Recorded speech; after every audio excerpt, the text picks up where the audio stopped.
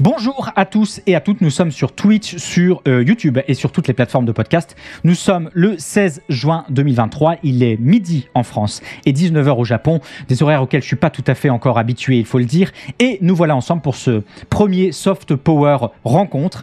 Pour celles et ceux qui ne le savent pas, Soft Power c'est habituellement une matinale pop culture hebdomadaire engagée dans laquelle on fait un point critique sur l'actualité de la semaine passée, tous les vendredis de 10h à midi. Cette fois, c'est des horaires auxquels je suis habitué, mais à partir de cette semaine, il y aura régulièrement aussi entre une fois par semaine et 2 fois par semaine selon les commodités et les possibilités de chacun, une troisième partie à l'émission sous forme d'entretien, sous forme de discussion, d'échange avec des travailleurs et des travailleuses culturelles, avec des vidéastes, avec des universitaires, avec des animateurs, des écrivains, des chanteurs ou des simples passionnés, bref, des personnes qui gravitent autour de la pop culture, qui vont venir ici nous donner un point de vue un peu différent de ce qu'on peut retrouver dans les médias plus importants. En tout cas, ça, c'est la ligne de mire. Le tout toujours sur fond de musique d'animé, ça ne change pas, parce qu'on est aussi là pour découvrir des noms de compositeurs et de compositrices dont le travail est bien trop méconnu. Et pour ce premier entretien, on va recevoir Benjamin Patino de la chaîne YouTube et du collectif Bolchegeek, un collectif dont on a déjà beaucoup parlé par ici, qui a vocation à parler des objets culturels que compose la pop culture sous un angle matérialiste, afin de tenter de saisir les articulations des enjeux économiques et idéologiques de la pop culture, comprendre comment les œuvres culturelles sont influencées par le contexte économique et social dans lequel elles sont produites et comment elles véhiculent ou contestent des idées politiques. Mais si on reçoit Benjamin aujourd'hui, c'est aussi pour la sortie de son livre aux éditions Au Diable Vauvert, que vous pouvez voir ici et dont vous pouvez entendre le son des pages qui se feuilletent en ASMR si vous écoutez l'émission en podcast. Un livre sobrement intitulé Le Syndrome Magnéto, version très très grand format et largement augmentée d'une vidéo YouTube d'il y a quelques années du même nom. Un essai de 448 pages qui s'intéresse à l'épineuse question des motivations des méchants de la pop culture, mais pas de tous, les motivations de ceux qui sont animés avant tout, au-delà de leur potentiel égoïsme et de leur cruauté, par une volonté radicale de changer le monde, une typologie de méchants qui s'est largement développée ces dernières années et qui trouve de saillantes incarnations dans la figure de Thanos, d'Ozymandias, de Daenerys, de Scar, tous et toutes atteintes du même syndrome, un syndrome nommé en hommage à son patient Zéro, Magnéto, mutant du monde entier. Cette discussion vous est dédiée. Les Magnétos de nos mondes imaginaires sont accablés de nombreux maux. Ils sont des antagonistes presque par nature, parce que leurs positions radicales ne sont pas dominantes dans notre culture. Et c'est même bien en cela qu'elles sont radicales. Dans les imaginaires les plus communs, et donc ceux qui font le plus consensus, quiconque veut renverser l'ordre du monde est nécessairement suspect, ou en tout cas marginal, parce que si c'était pas le cas, comme dans les périodes de crise ou de bascule, le monde serait déjà renversé, et il y aurait plus qu'à le ramasser. Voilà les gens, notre invité d'aujourd'hui, auréolé de blanc, baigné de lumière, un café qu'on imagine à la main, voilà. Évidemment, et certainement parfaitement réveillé. Benjamin, comment vas-tu ? Mais ça va et toi ? Très bien, très bien. Écoute, ça fait un petit moment qu'on en parle. Moi, ça fait plaisir de t'avoir en live pour parler un petit peu de pop culture. Alors, bien sûr, ici, tu fais un peu comme chez toi. Hein, s'il y a quelque chose qui t'interpelle dans le chat, tu peux t'en saisir ou mettre de côté. Hein, sachant que dans tous les cas, je te propose qu'on réserve la fin de l'émission assez classiquement à des questions prises du chat. On est parti pour discuter ensemble 1 à 2 heures. Et je précise à celles et ceux qui nous écoutent qu'on va se tutoyer, puisqu'on se connaît un petit peu et que ça fait des années qu'on discute de Keanu Reeves, notre grande passion commune, évidemment. Écoute, moi j'ai terminé ce livre cette nuit, Le Syndrome Magnéto, publié aux éditions Au Diable Vauvert, et en toute transparence, je dois avouer que moi j'ai été très agréablement surpris par la structure et par la richesse de contenu. Évidemment, je t'ai invité à venir en parler, hein, donc je vais pas taper dessus. Surtout que je m'attendais à ce que le livre soit intéressant, connaissant ton travail. Mais moi, ce qui m'a le plus marqué, et je voudrais peut-être commencer par ça à titre liminaire avant de rentrer dans le contenu, c'est le choix de la forme, puisqu'avec Le Syndrome Magnéto, ce livre, Le Syndrome Magnéto, t'as opté pour la forme d'un essai. C'est très loin d'être un choix anodin. Est-ce que tu pourrais en dire plus sur le choix de la structure qui est quand même assez particulière ? Qu'est-ce qui t'a motivé à diriger vers ça ? Et puis tu aurais pu partir sur un format d'étude, comme on en voit beaucoup plus dans la littérature sur la pop culture, et c'est pas le choix que t'as fait. Après, tout simplement, c'est qu'on a essayé de reprendre le format un peu des vidéos, Là, pour le coup, ça part carrément d'une vidéo. Du coup, fallait reprendre ce format un petit peu en chapitres et en symptômes, et chaque symptôme étant, pour filer la métaphore du syndrome évidemment, on va dire un trait caractéristique de ces personnages-là, des personnages qu'on essaie de définir, de l'archétype en tout cas qu'on essaie de définir. Du coup, ça a découlé un petit peu logiquement là-dessus. Si tu compares avec la structure de la vidéo, qui d'ailleurs est chapitrée, ça se voit assez vite. La structure de la vidéo est beaucoup plus anarchique et beaucoup moins équilibré. Là, il y a quand même tout un boulot d'édition qui a été fait pour que les chapitres soient à peu près équivalents et qu'il y ait moins de redites, et voilà, c'est comme une écriture un petit peu différente. Mais au final, je reprends le même travail que ce qu'on fait sur la chaîne, c'est-à-dire la forme de l'essai. Et sachant que c'est pas un travail universitaire de toute façon, c'est un peu des idées que je balance comme ça, que je propose, ou des outils si tu préfères. Et voilà, je sais pas si ça répond à ta question, mais... Si, et puis d'ailleurs, tu vas me dire si ça te parle, on peut ajouter que là où l'essai, il peut être partisan, militant, polémique, l'étude, elle impose une autre rigueur de forme qui aurait pas mal changé la nature de ton livre, je pense. Oui. Et même d'ailleurs, structurellement, peut-être que tu peux en parler quelques secondes, même si ton texte, en fait, il est particulièrement sourcé. Il y a des références à des œuvres, des interviews, des magazines, des articles, tout le temps, partout, tout en même temps, hein, comme on dit, hein, tu sais bien. Mais il n'y a pas de bibliographie avec des sources à proprement parler. Ce qui est peut-être un défaut, je sais pas. Mais effectivement, en fait, c'est plus basé sur des œuvres que sur des travaux universitaires. Même s'il y en a, évidemment. Mais même en soi, les travaux universitaires, ils vont être cités au cas par cas sur certains concepts, mais il y a même des concepts en fait qui demanderaient une bibliographie à eux seuls, mais que je fais que mobiliser pour parler des œuvres en fait directement. Donc voilà, il y a peu par exemple de sources qui seraient une étude précise sur disons, je sais pas, les X-Men ou des choses comme ça existe, et il y a plein de trucs, plein quand même de travaux universitaires, même sur la pop culture, même sur des ouvrages comme ça. Là c'est une façon de travailler qui est un petit peu différente à ce niveau-là, et oui, qui est plus proche de la chaîne, et c'est vraiment des propositions et des concepts que je propose de mobiliser pour analyser des choses comme ça. Et à la limite, j'ai plus préféré aussi sur des sujets où je serais pas très très calé, me faire relire par des gens qui sont calés, pour être sûr que je dis pas de bêtises, parce que le but c'est pas de mobiliser n'importe comment non plus les connaissances. Mais du coup, là, il y a des gens qui m'ont aidé sur des sujets spécifiques. Tu vois, sur le comics, il y a Alex Nikolavitch qui m'a relu notamment sur toute la partie sur le premier chapitre qui est l'historique un peu du personnage de Magneto. Voilà, Alex, il a eu la gentillesse de me relire et de me préciser que je disais pas de conneries, ou de me pointer quand il y en avait, ou je sais pas, les passages sur la philosophie morale. Bon, voilà, je fais pas une thèse sur la philosophie morale, mais il y a Monsieur Phi ou Juliette Ferry-Danini avec qui j'avais déjà discuté de ça et qui m'ont aidé à développer ce truc-là, et qui, eux, ont des connaissances pour le coup beaucoup plus universitaires ou dans certains cas plus érudites que moi de certains trucs, quoi. Justement, pour rester peut-être sur les façons de bosser, tu fais un peu le lien avec ta chaîne. Ce que je trouve intéressant, c'est que le format vidéo, c'est un format que tu t'attelles à explorer depuis pas mal d'années maintenant sur ta chaîne YouTube. Sauf que l'essai vidéo, donc ça partage bien avec l'essai écrit la volonté d'avancer un point de vue, une série d'arguments sur un sujet donné. Mais il y a dans la variable vidéo le fait de tirer parti de la structure, des codes du cinéma pour avancer, soutenir des arguments. Et du coup, là, je me pose la question, comment tu passes d'un format essai vidéo auquel tu es désormais, j'imagine, pas mal habitué, et que dont tu vas pouvoir exploiter la grammaire du médium à fond, en jouant sur les significations, les connotations des images, des vidéos, du mouvement, des références aussi de tout à chacun, un format essai écrit où tu retrouves rien de tout ça. Là où c'est paradoxal, c'est que mon éditeur, qui m'a quand même vachement accompagné sur la transition entre les deux, parce que c'est mon premier bouquin, c'est pas quelque chose que je sais faire du tout à la base, m'a dit quand même à la base, on veut garder ton esprit, tu peux garder ton ton et tout, c'est important que ça ressemble à toi et à ce que vous faites sur la chaîne, et en même temps tu peux pas vraiment le transposer, comme tu dis, c'est une autre grammaire, donc ça s'écrit pas de la même façon. Donc j'ai été un peu formé aussi d'une certaine façon à l'écriture, à la prose littéraire, quoi, qui est pas du tout un truc que je faisais avant. D'ailleurs, il y a eu des journées où j'ai essayé d'écrire une vidéo le matin et bosser sur le bouquin l'après, mais c'est l'enfer, faut pas faire ça, parce que ton cerveau, faut le recalibrer en fait pour faire les bons choix, trouver les bonnes formulations, et voilà. Et après, faut trouver les avantages et les inconvénients de chaque langage. Et donc effectivement, je peux plus faire des blagues avec des inserts de montage. Je peux pas évoquer des choses par l'image, parce que par exemple dans la vidéo, il y a des exemples qui sont pas dits oralement. Ils sont juste là pour illustrer visuellement ce que je ne peux pas faire, qui a donné aussi le côté à la fin, par exemple, il y a une liste de patients, il y a des petites fiches de perso sur certains personnages pour développer un peu sur des aspects d'une œuvre en particulier ou d'un personnage en particulier. Et ça, par exemple, c'est un choix qui a été fait parce que dans le livre, si je devais expliquer un personnage ou une œuvre en particulier au milieu d'un raisonnement, ça prenait beaucoup de place et ça cassait un petit peu le rythme, ce qui a donné ce truc à la fin et qui n'était pas nécessaire dans les vidéos parce que tu pouvais juste les évoquer comme ça à l'image.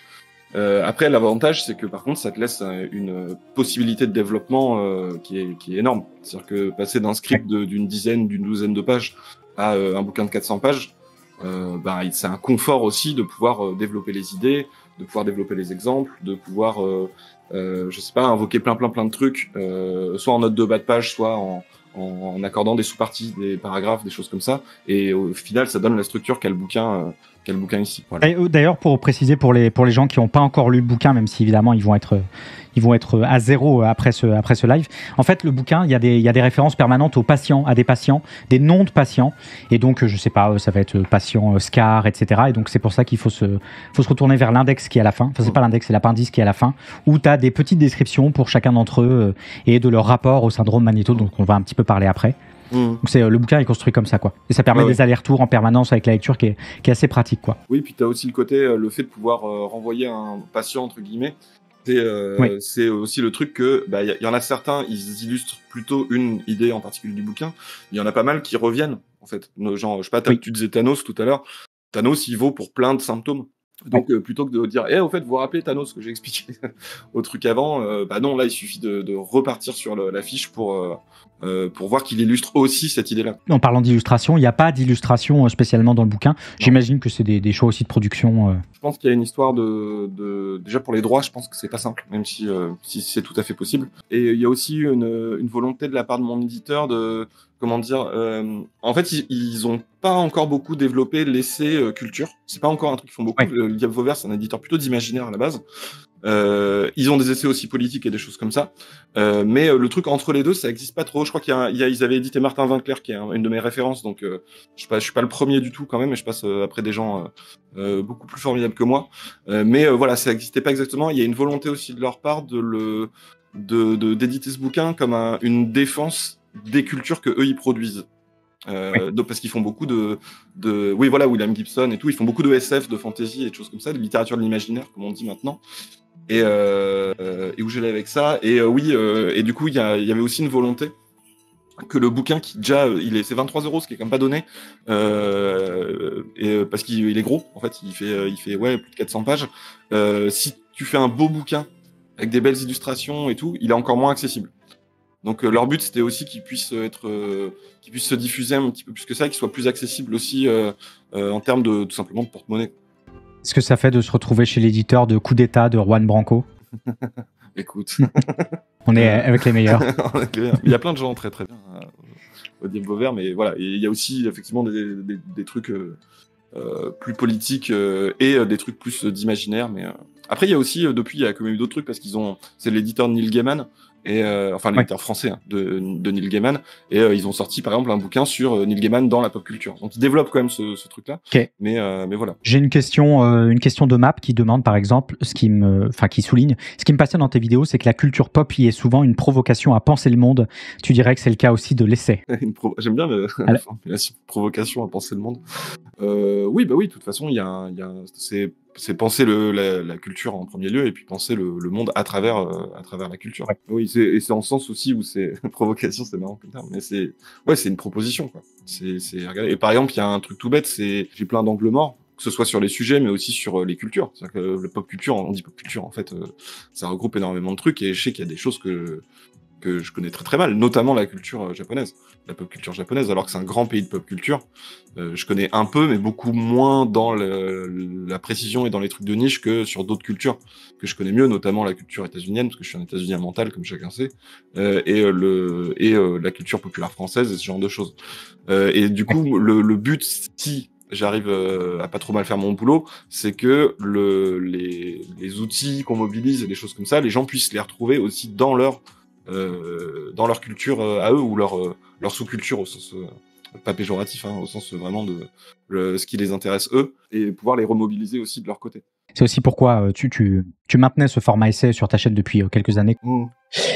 On peut parler un petit peu du contenu, évidemment. Il se trouve que, comme je le disais en introduction, en octobre 2019, donc ça commence à remonter, c'est année plus 3 après l'arrêt de ma chaîne, tu avais posté sur ta chaîne YouTube une vidéo fabriquée à quatre mains avec Kat, qui est dans le chat, la petite voix, qui s'intitulait déjà Le syndrome Magnéto, qui traitait au fond de la question de savoir pourquoi les méchants étaient-ils si méchants, mais surtout, et c'est le cheminement, pourquoi ils étaient les méchants. C'est une vidéo assez claire sur ses positions et elle est déjà très didactique. Du coup, ma question, elle est assez évidente. Et puis, d'ailleurs, je me permets un peu de vous voyer parce que vous étiez deux à travailler dessus. Est-ce que vous aviez pas déjà tout dit dans la vidéo Le syndrome Magnéto? Non, clairement. En fait, le truc, c'est que déjà, Kat peut en témoigner, c'est une des vidéos qui a connu beaucoup de formes. Je sais plus si c'est 6 ou 7 scripts différents, ce qui est pas du tout la norme sur la chaîne. Ce qui était déjà peut-être un signe que le format vidéo était peut-être insuffisant sur ce sujet-là. Après, je la trouve très bien et je pense qu'elle présente bien le concept.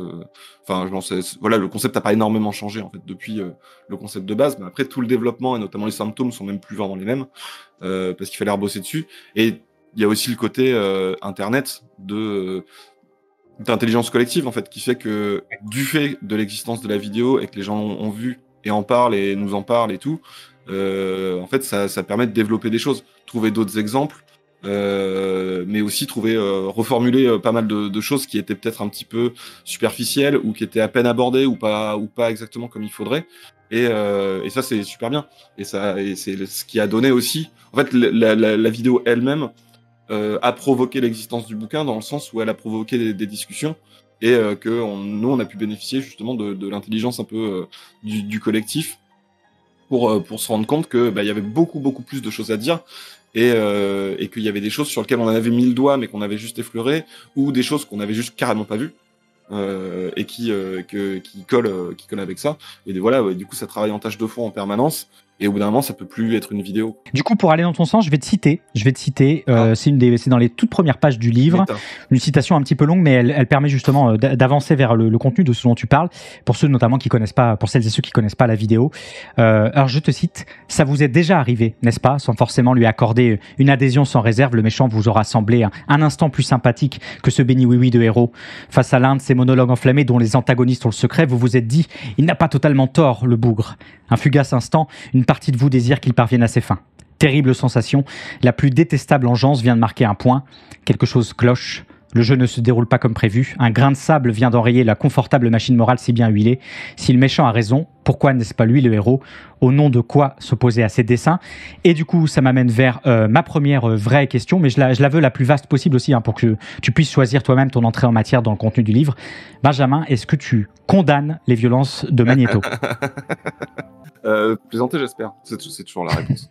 Jurisprudence Xavier Mathieu. La réponse est toujours vous plaisantez, j'espère. Sur le démarrage de ton livre, pour ceux qui n'ont pas du tout vu la vidéo, le syndrome Magnéto, comment tu résumerais assez rapidement? Le syndrome Magnéto, en gros, c'est la façon dont la pop culture, de manière très très large et générale, traite les méchants qui ont pour objectif de changer le monde ou de combattre une injustice, une inégalité, et qui du coup dont la motivation n'est pas de faire le mal mais plutôt au contraire de faire le bien, un bien supérieur, et c'est en voulant faire ce bien supérieur qu'ils font des choses maléfiques. C'est essayer de faire cet archétype qui serait en gros l'archétype du méchant radical ou utopiste ou extrémiste dans la pop culture, et d'essayer de voir comment il est traité, et il est traité évidemment énormément de façons différentes, c'est pas monolithique du tout, mais on retrouve quand même des tropes, des tendances, des choses comme ça qui sont assez signifiantes sur la période dans laquelle ils sont créés, dans quelles conditions, qui sont représentatives aussi de leurs auteurs, et tout simplement de l'état de la culture et de la société à un moment donné. Tu rappelles un petit peu dans ton bouquin, tu parles un petit peu des conditions de diffusion des comics dont les franchises sont développées sur des décennies, ce qui fait qu'on a des personnages comme Magnéto qui peuvent fortement varier d'une époque à une autre, d'un album à un autre, d'un auteur à un autre. Est-ce que tu peux nous parler un petit peu du Magnéto d'origine ? Le Magnéto d'origine, pour la faire le plus simple possible, c'est un personnage, donc, j'ai vu que tu avais parlé de Stan Lee tout à l'heure, c'est un personnage qui est créé par Stan Lee et Kirby dans les X-Men, à la création des X-Men dans les années 60. Et donc pour les X-Men, je refais pas. Enfin voilà, c'est des super-héros mutants et tout. Et il se trouve que évidemment, ça porte dès le départ une idée qu'ils sont rejetés et le monde les craint et les comme ils disent. Et les mutants. Et du coup, il y a différentes approches pour régler ce problème. Celle des gentils qui sont les X-Men et le Professeur Xavier, qui combattent les mauvais mutants, qui sont ceux qui sont en guerre contre l'humanité, qui sont violents, et qui desservent leur cause en fait. Et du coup, il faut que les gentils mutants les combattent pour prouver qu'ils sont gentils et que la société devrait les accepter. Ça c'est le point de départ, sachant que ce point de départ il arrive au moment où on est en plein dans le mouvement des droits civiques aux États-Unis. Je crois que Martin Luther King a prononcé le discours I Have a Dream un mois avant la sortie du premier album, donc c'est dans toutes les têtes à ce moment-là. Même si faut quand même pas minimiser, mais faut quand même resituer à la place. Si vous lisez le premier BD des X-Men, vous vous rendrez compte que ce sujet est présent. Mais bon, ça reste des super-héros en slip qui se battent et super cool. Et Magneto, il est super méchant, il a une espèce de corne. Enfin, on voit tout de suite c'est le méchant. Sur la couverture, il y a marqué le plus grand super-vilain de tous les temps et tout. Ce qui est assez drôle puisque Stan Lee a dit après, je ne l'ai jamais pensé comme un méchant, ce qui me fait beaucoup rire. Alors que c'est juste littéralement marqué sur le truc, mais bon. Et voilà. Et en fait, ce personnage du coup traverse les époques et les adaptations des auteurs jusqu'à aujourd'hui. Et continue à se charger en fait à être investi par plein de sujets, de problématiques et de traitements différents. Le plus important à retenir étant que suite à ces premières années des X-Men, qui est la version de Stan Lee, la série qui vivotait un petit peu a été reprise plus tard par un jeune type, un jeune à l'époque évidemment, qui s'appelle Chris Claremont, et qui pour le coup est un auteur qui est extrêmement marquant sur les X-Men, parce qu'il est quand même resté 15 ans dessus, à peu près je crois, et c'est lui qui a inventé ce qu'on connaît maintenant de Magneto en tant que survivant de la Shoah, qui a essayé de lui donner un arc de rédemption aussi, et qui a fait parmi les choses les plus intéressantes qui a vraiment posé les bases du personnage tel qu'il est maintenant, et qui a été repris beaucoup par la suite, jusque dans les films, enfin voilà, toutes les adaptations que vous pouvez voir, quoi. Tu cites le Uncanny X-Men de 1981, numéro 150, et tu fais une citation de Magneto, et elle me paraît assez édifiante sur ce changement opéré. Une citation, et je la cite justement: « Vous avez 7 jours pour me céder le contrôle politique total. Je leur offre la paix et une vie meilleure. » Ça en dit quand même beaucoup sur le changement d'appréhension du personnage, quoi. Ouais, d'autant que là, cette BD qui s'appelle Moi Magneto, c'est vraiment... il pose tout dans cet épisode-là. C'est Magneto qui menace les dirigeants du monde entier, dirigeants qui sont représentés d'ailleurs dedans, et c'est des dirigeants réels. Il y a Reagan, Thatcher, je crois. Voilà, il y a les dirigeants chinois, je sais plus qui est là pour l'URSS. Voilà, il fait ce truc-là en disant en fait vous allez détruire le monde avec vos conneries. Vous pouvez plus diriger le monde. Donnez-le-moi et on va rentrer dans un âge d'or où il sera dirigé par les mutants et tout ça. C'est dans le même album qu'on apprend cette histoire de camp de concentration. C'est aussi dans cet album qu'on apprend qu'il a perdu sa famille. C'est dans cet épisode où il y a un changement, par exemple, c'est qu'ils arrêtent pas de faire preuve de respect les uns envers les autres, les X-Men et Magneto. Ils arrêtent pas de s'envoyer des fleurs tout en s'envoyant des patates dans la gueule. Il y a un côté de respect dans la rivalité qui est pas mal introduit à ce moment-là, et aussi les doutes de Magneto. C'est un des épisodes où il va dire peut-être que je fais de la merde, peut-être que en fait je suis en train de faire du mal aux gens que je prétends protéger. Et donc c'est vraiment, il est ultra fondateur cet épisode, il est super bien. Et ça c'est sorti en 81. 81, comme tu dis dans le bouquin, qui est un peu ainsi la période où ça commence à se décaler un peu du Comics Code Authority aux États-Unis, où on commence un petit peu à arrêter de le respecter, à le foutre un peu de côté, à jouer avec. Est-ce que tu peux en parler peut-être un petit peu de cette régulation des comics ? Ouais. Alors après, le gros tournant des comics en général, ce qui est cité, c'est milieu des années 80 pour Dark Knight de Frank Miller et Watchmen de Alan Moore, qui sont un peu considérés comme un moment où le comic book prend un petit tournant de maturité et commence à réfléchir sur eux-mêmes, parce que Watchmen et Dark Knight, en plus d'être sombres et matures, comme on dit, maintenant, c'est surtout des deux BD qui interrogent, qui remettent un petit peu en question les figures classiques de super-héros, mais évidemment, c'est précédé par d'autres choses. Et comme tu dis, pendant longtemps, il y a eu le Comic Code Authority qui est... pour ceux qui savent pas, c'est l'équivalent un peu du code Hays pour le comic book, qui est un truc d'autorégulation, ou plutôt d'autocensure, ce qui est assez classique, c'est-à-dire que l'industrie elle-même s'engage sur un code pour éviter d'avoir une régulation qui viendrait des pouvoirs publics, Et c'est un peu moins hardcore que le code Ace, quand même, qui était vraiment un truc horrible, raciste et tout ce que tu veux. Là, c'est aussi des histoires de faut pas corrompre la jeunesse, donc c'est des histoires sur voilà, pas la drogue, sur les mœurs, ce genre de choses. Et ce truc commence à s'estomper aussi au bout d'un moment. Et il y a des précédents, il y a d'autres précédents à ça. Il y a pas que Dark Knight et Watchmen. Il y a évidemment Claremont sur ce que fait Claremont avec les X-Men. Et t'as d'autres trucs. Je sais pas, je sais plus l'année, mais par exemple, il y a un grand tournant qui a été pris chez DC avec une série qui était qui mettait en scène Green Arrow et Green Lantern qui faisaient des aventures ensemble, où ils font des trucs du style et c'est en couverture, je crois même de l'album, où en fait Green Arrow se rend compte que son sidekick se drogue, et mais c'est traité pas genre ah là là juste c'est pas bien, c'est traité comme un sujet social grave.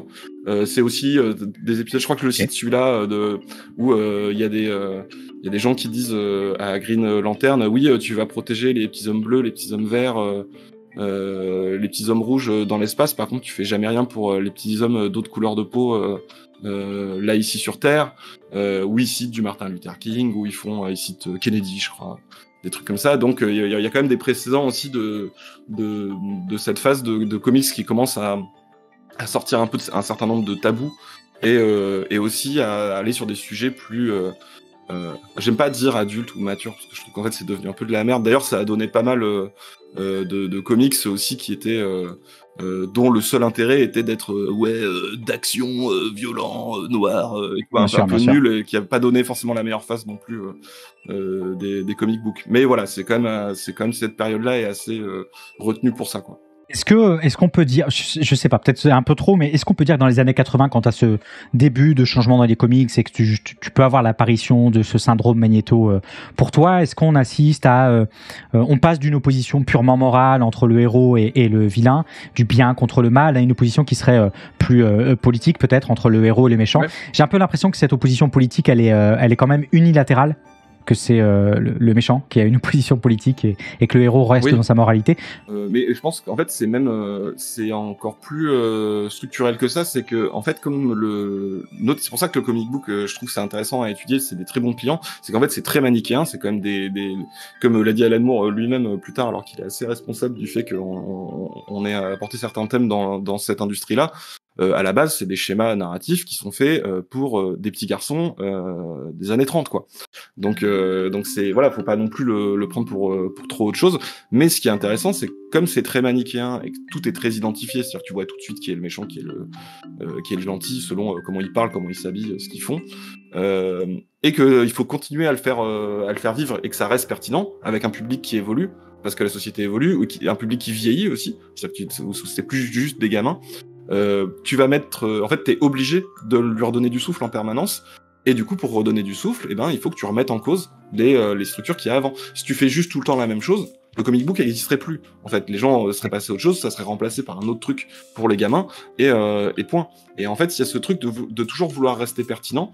Et tu le vois bien, je trouve, avec la phase cinéma et notamment la phase Marvel, même si c'est des films très très bébêtes, tu vois que, enfin souvent quand même très très bébêtes sur plein de trucs, faut pas exagérer, mais il y a quand même cette volonté de, typiquement Thanos, de dire bah ouais, mais pour que ce grand public là qui n'est pas juste le public de comic book s'intéresse à ça, il faut qu'on soit pertinent dans notre époque. Donc Thanos, qu'est-ce qu'on va lui donner comme problématique, comme thématique à faire porter? Et ça c'est intéressant. Et aussi tu vois la dynamique avec le méchant justement du coup doit changer, parce que le but c'est qu'il y a un code qui est très établi certes, mais ce qui va rendre le truc intéressant, c'est de jouer avec ce code établi, notamment en faisant en sorte que le méchant devienne un peu plus intéressant et un peu plus ambigu sur ces trucs-là.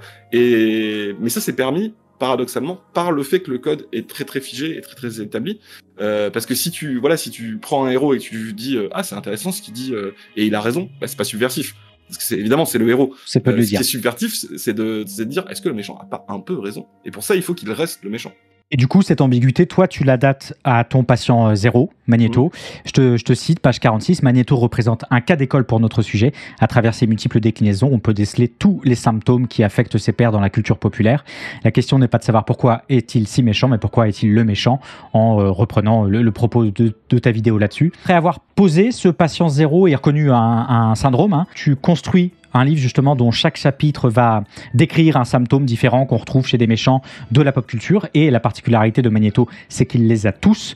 À la lecture du livre, on se rend compte que l'ultra majorité des exemples illustratifs, et puis ils sont très nombreux, sont américains, comme tu le disais tout à l'heure. Alors pour le coup, cette fois, on ne pourra pas te reprocher de ne pas parler des États-Unis. Ouais. Ils sont donc c'est beaucoup de personnages américains, beaucoup de personnages assez récents, même si c'est assez relatif. Est-ce que tu l'expliques seulement par des préférences personnelles, ou est-ce qu'il y a fondamentalement un fort fond d'américanisme aussi dans le syndrome Magneto? De toute façon, oui, c'est pour des raisons personnelles, qui est que c'est la pop culture que je consomme moi-même. Donc évidemment, c'est représentatif, même si on a essayé d'élargir. Quelqu'un demandait tout à l'heure s'il y avait que des exemples pas de niche, justement. S'il y a des exemples un peu de niche, mais qui sont des niches qui sont les miennes, en fait, du coup. Ouais. Notamment, par exemple, des comic books, mais un petit peu moins connus, type The Authority ou des choses comme ça. Mais bon, et le truc, c'est quand même aussi que dans la culture populaire mondialisée, les États-Unis sont en position d'hégémonie. La culture américaine est en position d'hégémonie. Alors faut la nuancer un petit peu, hein, évidemment, puisque par exemple t'as le Japon notamment qui est très fort, et tous les pays ont des cultures populaires qui percent même plus ou moins dans le mainstream mondial. Mais il y a clairement une hégémonie, donc il y a une surreprésentation de ces cultures-là. Et même, tu vois, par exemple, je prends un exemple de Sandalman, qui a été fait par un collectif de vidéastes qui font des films de super-héros je sais plus le pays, ils sont au Sénégal, je crois, si je dis pas de bêtises. Mais c'est ce genre de cinéma qui un peu fait avec des bouts de ficelle, qui se développe pas mal en Afrique subsaharienne. Et ils ont fait Sandalman, qui est leur super-héros, qui est un truc un peu parodique parce que c'est un super-héros qui jette ses sandales et tout. Et je les cite parce que dans leur deuxième, dans le numéro 2 de Sandalman, il affronte le révolutionnaire qui est un méchant qui combat la France-Afrique et tout, et qui est dont ils disent eux-mêmes, en fait, nous, ce qu'on pense politiquement, c'est ce que dit le méchant. Donc je trouvais ça intéressant, cette approche-là. Et pourquoi je parle de ça, c'est que c'est un exemple africain, pour le coup, de pop culture, mais en fait c'est très américain. C'est-à-dire que c'est des gens qui sont influencés par le comic book, du fait que ils ont choisi de faire un super-héros.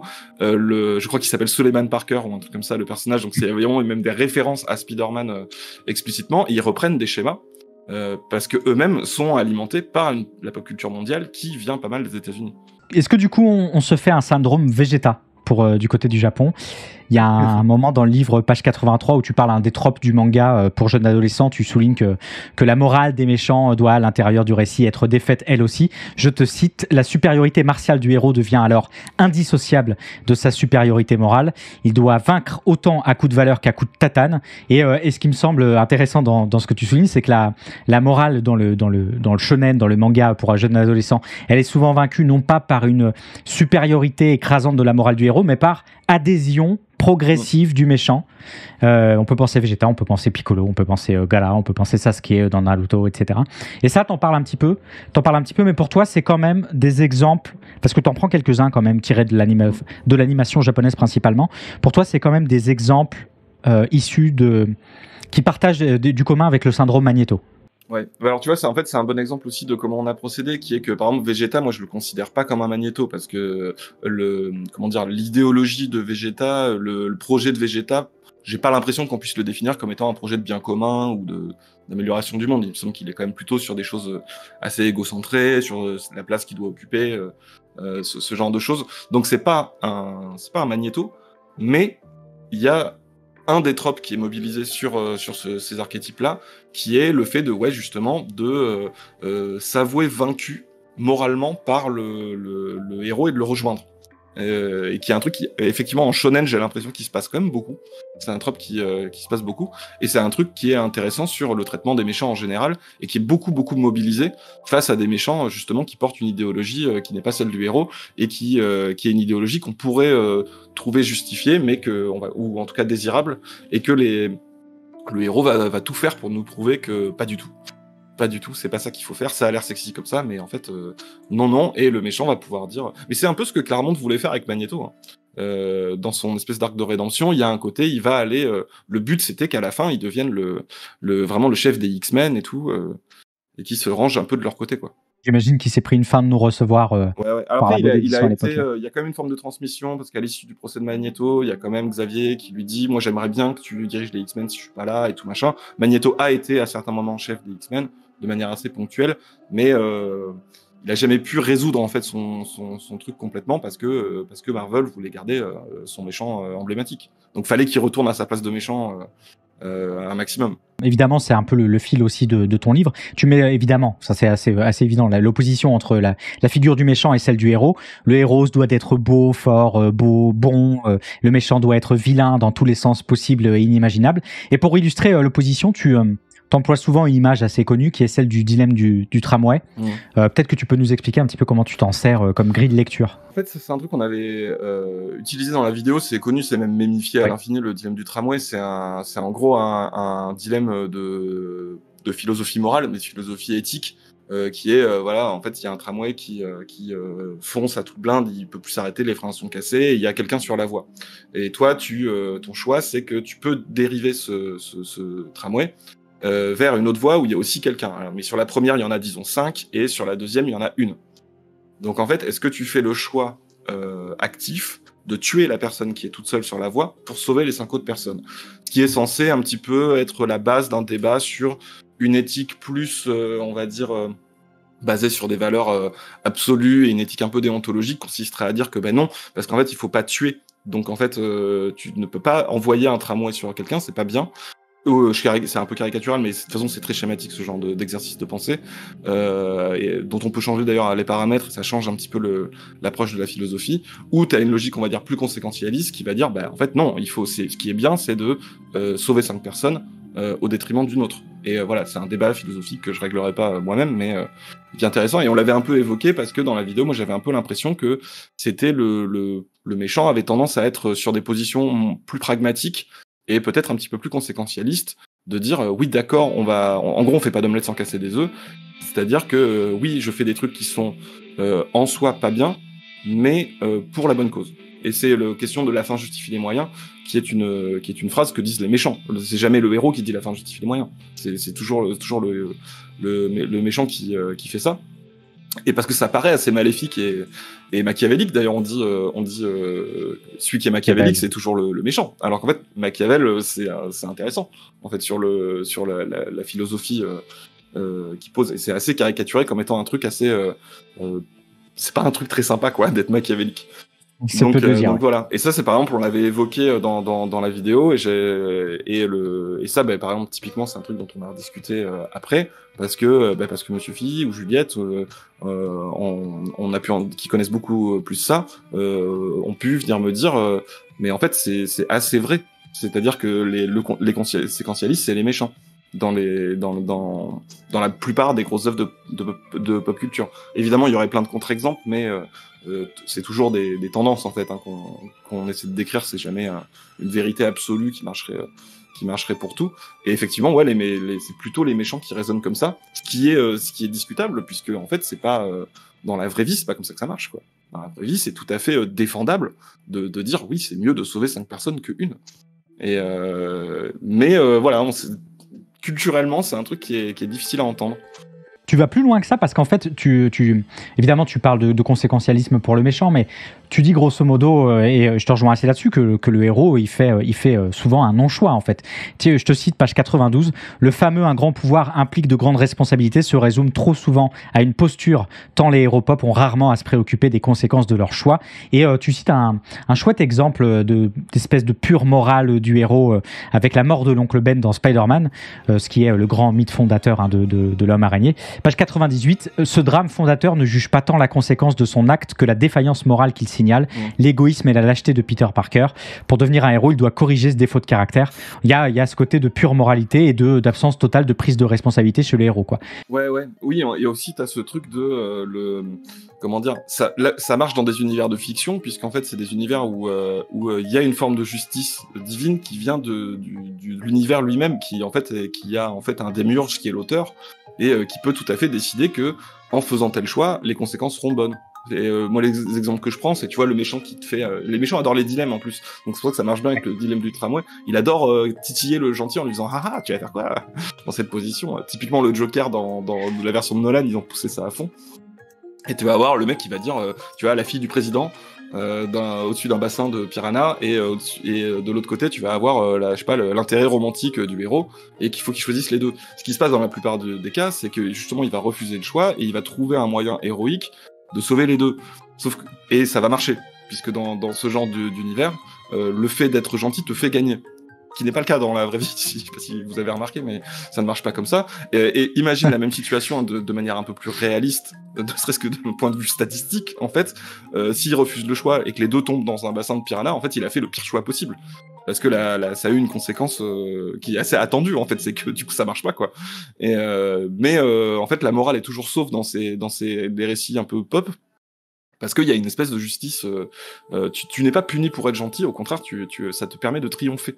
Et c'est beaucoup plus, évidemment, compliqué dans la vraie vie. T'es récompensé pour ton statu quo, quoi.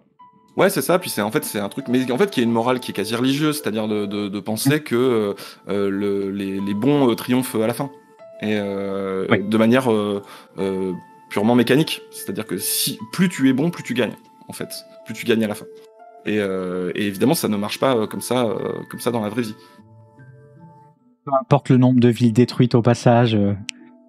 Oui, carrément. Ça oui, va. et puis t'as aussi le truc de c'est très facile de... Tiens, tu vois, c'est marrant, j'ai regardé un truc hier, j'ai regardé un truc sur un super-héros de la vraie vie, je sais plus, à Seattle, je crois, qui s'appelait, et c'est un type qui fait du MMA et qui s'est dit, moi je veux être un super-héros, et il se fait un costume à 10 000 balles, et il va dans les rues, et en fait c'est très drôle parce que c'est là où tu te rends compte qu'en fait le truc de super-héros ça marche que dans un univers qui a des règles propres, et effectivement normalement déjà le niveau de destruction dû au super-pouvoir devrait faire qu'il y aurait des dommages collatéraux colossaux en permanence, qui remettraient pas mal en cause le truc. Il y a des comics qui parlent de ça, mais c'est des comics plus réalistes, qui détournent un petit peu les codes.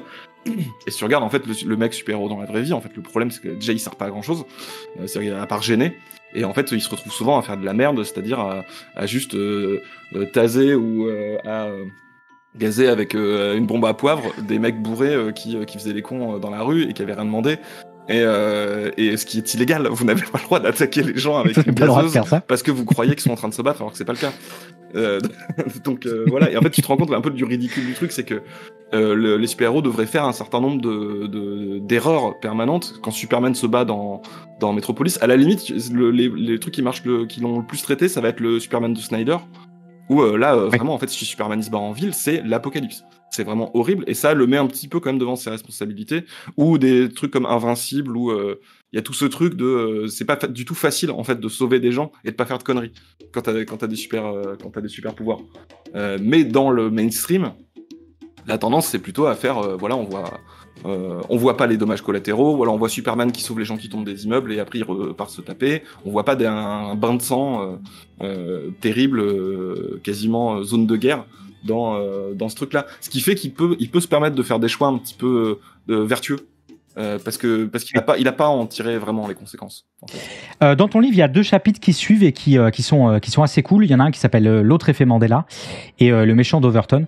C'est 2 chapitres qui suivent et qui sont en fait plutôt unis, je trouve, et qui nous parlent du rapport complexe entre la fiction, le réel, nos imaginaires, etc.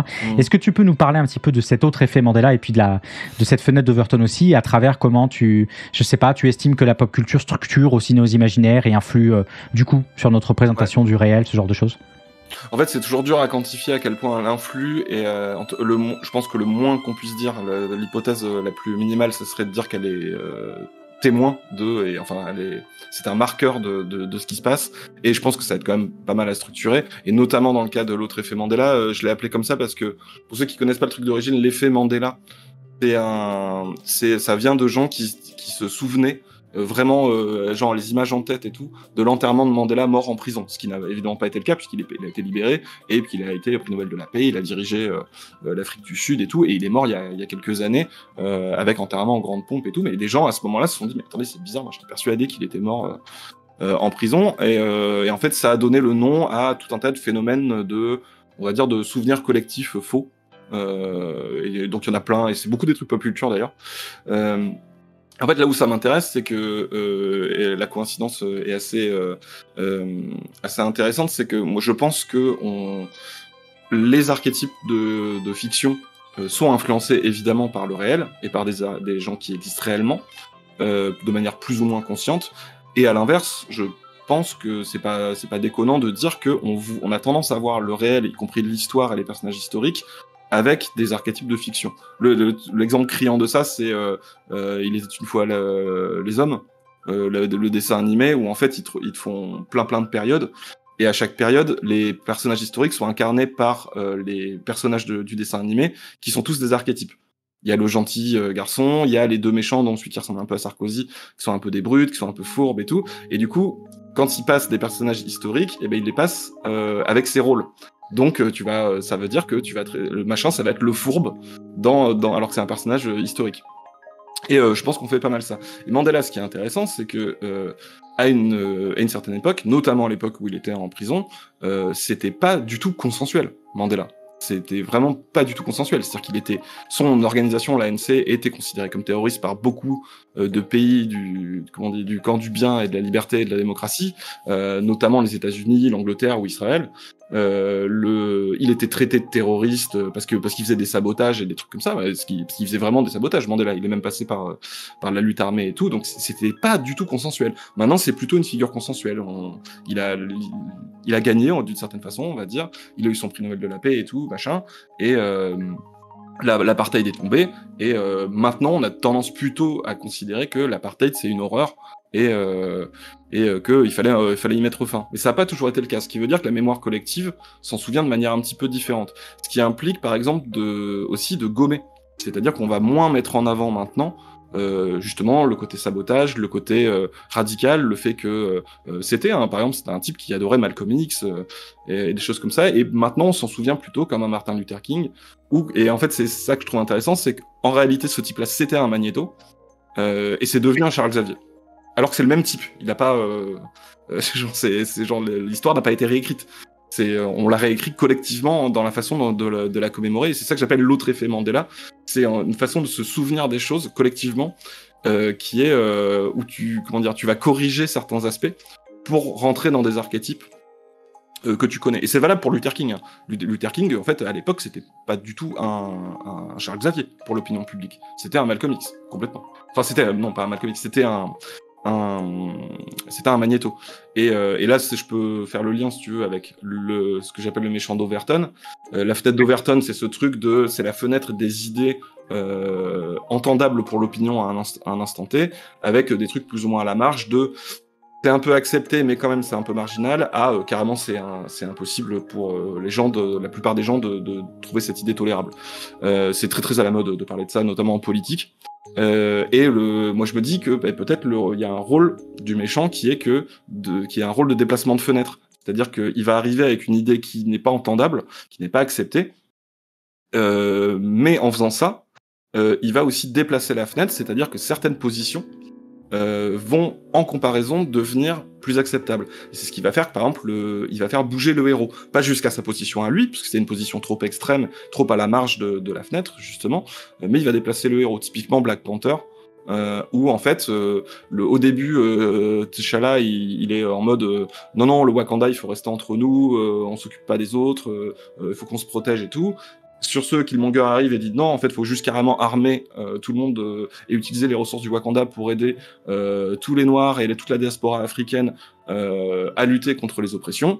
Et donc, il se fait péter la gueule parce que c'est pas bien. En plus, il est très cruel et très méchant et très fou. Mais à la fin, T'Challa va dire ouais, en fait, il a un peu raison. Il avait un peu raison.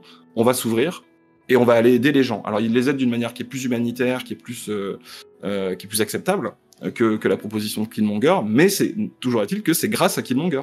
C'est lui qui a déplacé la fenêtre. Et il y a une citation de Malcolm X que je trouve chouette, je la fais un peu de mémoire, mais où il dit Martin Luther King, je lui crache pas dessus, parce que avant que les Noirs radicaux, et notamment les Noirs radicaux musulmans, les Black Muslims arrivent, Martin Luther King a été traité de séparatiste, des termes qui reviennent d'ailleurs pas mal maintenant à la mode, d'extrémiste, de fou furieux, de tout ce que tu veux, de raciste et tout. Et puis en fait, quand les mecs comme Malcolm X sont arrivés, les gens commençaient à dire ouais en fait non, Martin Luther King il est bien, on peut discuter avec lui, c'est pas mal en fait, il est cool. Ouais, faut faire ça. Et en fait, et ça c'est typiquement un truc de fenêtre d'Overton. Et je trouve ça un peu marrant. Et si tu l'appliques aux X-Men, il y a un truc qui est drôle, c'est que en fait, si tu prends la confrérie des mauvais mutants, c'est-à-dire Magneto, bon, c'est clair que c'est des méchants, ils sont trop extrémistes et tout, mais t'enlèves la confrérie des mauvais mutants. Les X-Men, c'est quoi? C'est un groupe d'autodéfense communautaire. En fait, c'est des Black Panthers. Les X-Men, je suis désolé. Genre, c'est un groupe, pas armé en soi, mais ils ont comme des super pouvoirs et ils font des affrontements, en fait. Tout pareil. Donc, en fait, d'une certaine façon, tu peux tout à fait voir les X-Men comme étant un truc extrêmement radical, en fait. Mais bon, à côté de la confrérie des mauvais mutants, ils passent pour des gentils. Donc, ça en fait les héros, quoi. Et du coup, cette fenêtre d'Overton, pour toi, elle est actionnée par qui, par quoi? C'est au service des auteurs, au service des maisons d'édition? Qui élargit cette fenêtre? Il y a un exemple que tu donnes qui est chouette dans le bouquin aussi, c'est le rapport à l'écoterrorisme. D'un côté, tu vas avoir Poison Ivy dans les années, je sais pas, je me souviens plus, mais les années 70-80 peut-être, sur l'écoterrorisme de Poison Ivy. Plutôt 90. Et puis 90, ok, ouais, et t'as la conception assez radicalement différente de l'écoterrorisme des personnages principaux, des protagonistes de Final Fantasy VII. Ouais, en fait, c'est là où déjà il y a des choses, en fait, les auteurs on n'est pas dans leur tête, les réunions on n'y était pas. Est-ce que tout le monde a exactement conscience de ce qu'il fait? Moi je suis pas sûr, je suis quand même pas mal partisan comme dit Movies with Mikey, personne ne sait vraiment ce qu'il fait. Donc bon, c'est un peu compliqué, il y a des questions je pense auxquelles on peut pas répondre en fait, tout simplement. Mais au moins ça montre s'il y a des déplacements de fenêtres, on va dire, ça montre que ces déplacements de fenêtres, ils se font dans la culture, ils se font dans la société. Donc la pop culture s'en fait un petit peu le miroir. Et aussi, en fait, ça va dépendre des auteurs, des décennies, des contextes, et c'est pas monolithique. Et effectivement, oui, il y a eu une mode dans les années 90 du méchant éco-terroriste. Notamment, c'est pour ça que Poison Ivy et Ra's al Ghul sont des éco-terroristes dans le dessin animé Batman des années 90. Pas un hasard, c'était pas vraiment le cas à la base dans les comics. C'était pas le sujet central de ces personnages-là. Il y a eu aussi, c'est la même période où il y a l'armée des 12 singes, où il y a coucou 2080, où il y a 28 jours plus tard, où on voit des terroristes de la cause animale, et c'est pas pour rien. Et c'est deux réalisateurs britanniques à cette époque, j'oublie le nom, la Ligue Défense des Animaux, ou je sais plus quoi. Enfin, en gros, les militants de la cause animale radicaux étaient considérés comme la deuxième menace terroriste au Royaume-Uni. Donc en fait, tu as une mode de méchants comme ça qui pop. Donc là, c'est clairement en fait les écolos radicaux sont représentés toujours comme des méchants. Parce que il y a une peur de ces gens-là et tout en, c'est des syndromes Magneto, parce que quand même on a tendance à dire oui, c'est vrai que c'est pas bien la pollution, c'est pas bien de maltraiter les animaux et tout, mais vous allez trop loin. Voilà, ça c'est une période. Mais d'un côté, effectivement, tu vas avoir Final Fantasy VII où les éco-terroristes sont des héros. Et alors c'est dû au fait que c'est un univers dystopique, il y a plein d'explications à ça. Dans un univers dystopique, tu peux être plus radical. Tu peux présenter des héros plus radicaux, mais clairement il y a aussi un truc que peut-être les auteurs ont des visions du monde un peu différentes. Le fait peut-être c'est pas un hasard si c'est japonais aussi. Il y a peut-être aussi un truc culturellement qui je saurais pas dire, mais qui se passe là-dedans. Très bon exemple, Captain Planet. Il y a aussi une mode de justement quand il y a le discours sur la pollution et ce genre de choses s'est développé dans l'espace public. T'as pas mal de héros en fait qui sont des héros qui vont aller casser les machines du méchant industriel qui pollue la forêt. Donc t'as Captain Planet qui est connu pour ça. T'as même j'ai oublié Forest Warrior, je crois, le film avec Chuck Norris où ils sont tout le temps élevés par des Amérindiens, je sais pas pourquoi, dans ces trucs-là. Ouais. Et en fait, il se transforme en ours et il va casser la gueule aux méchants qui coupent la forêt. Terminé avec Steven Seagal, donc deux personnes qui sont pas réputées pour leur progressisme absolu. Terminé, il va faire péter une plateforme pétrolière. Enfin, voilà, il y a des trucs comme ça parce qu'en fait, le sujet vient dans le débat, et en fait t'as des pôles très très très différents. Tu peux avoir t'as un nuancier en fait entre c'est carrément des héros et c'est carrément des méchants, et les deux vont coexister, et le truc il bouge selon selon pas mal de choses. Mais ce qui est drôle, c'est vrai que si tu compares, tu dis, voilà, ne serait-ce que Captain Planet qui va, vous voyez bien ce genre d'image, où en fait il va prendre une pelleteuse, il va l'acheter en disant, vous arrêtez la forêt, il y a des petits animaux, c'est pas bien, regarde, tu sais, les gros tuyaux qui déversent du caca dans des belles rivières et des trucs comme ça, et c'est pas bien. Je veux dire, c'est pire en termes d'illégalité et de sabotage que Sainte-Soline.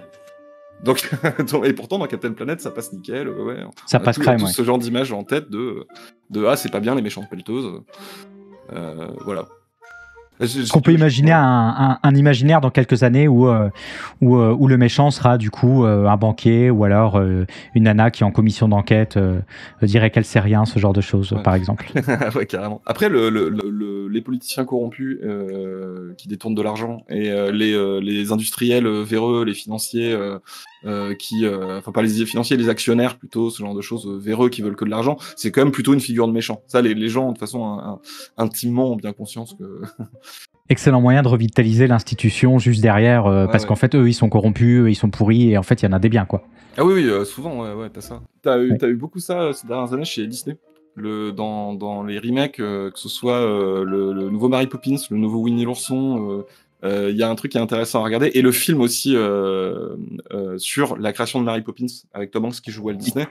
Il y a un truc qui est assez marrant, c'est que Disney, je pense, a conscience de passer pour la pire des méga corporations dégueulasses qui veut faire du fric, ce qu'ils sont. Du coup, leur strat de storytelling, c'est renvoyer à Walt en faisant des personnages du gentil fondateur dont le rêve a été corrompu par le méchant capitalisme, en fait. Et ce qui sauve un peu, ce qui est censé sauver la marque en disant on a un peu conscience d'être ça, mais on va renvoyer à cet imaginaire du rêveur de base, comme si Disney était un petit peu formidable, enfin bref, pour y revenir. Mais et en fait c'est très très clair, vraiment, les films que je viens de citer, vous regardez ça, c'est trop drôle. T'as toujours le patriarche d'origine dont la seule erreur en fait c'est soit d'être plus là, soit de s'être pas rendu compte que en fait son truc avait été corrompu par l'argent, quoi. Le rêve bien blond aux yeux bleus, nous dira pour Disney, oui.